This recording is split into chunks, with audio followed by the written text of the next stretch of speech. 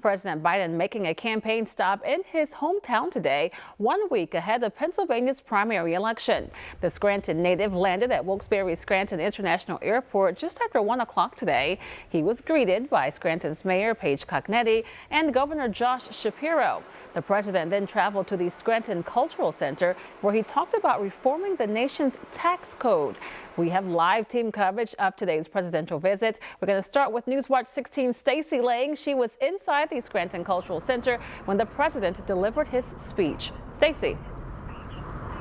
Yeah, good evening, Lisa. The president spoke for about 20 minutes this afternoon inside the Scranton Cultural Center here in the city's downtown. He started out talking about his love for the city where he was born, and then quickly turned to taking jabs at his opponent, former President Donald Trump.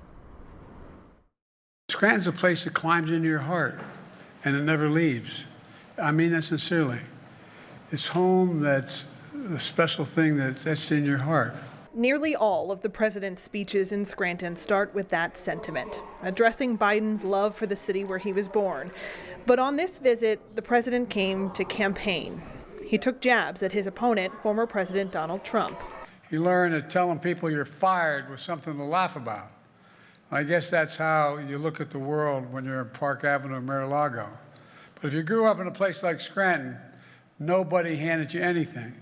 President Biden painted Scranton as a picture of the middle class, disadvantaged by the U.S. tax code, something he aims to fix if given a second term in the White House. We know the best way to build an economy is from the middle out and the bottom up, not the top down, because when you do that, the poor have a ladder up, the middle class does well, and the wealthy still do very well. Then a rallying cry as we look toward the Pennsylvania primary next week and the general election in November. Let's remember who we are. We are the United States of America. There is nothing beyond our capacity when we act together.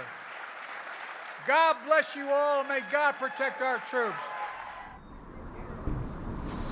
Now, there are a few speakers that preceded the president this afternoon, including a local teacher who happens to live in President Biden's former Greenridge neighborhood here in Scranton. We also heard from Scranton Mayor Paige Cognetti and Pennsylvania Governor Josh Shapiro.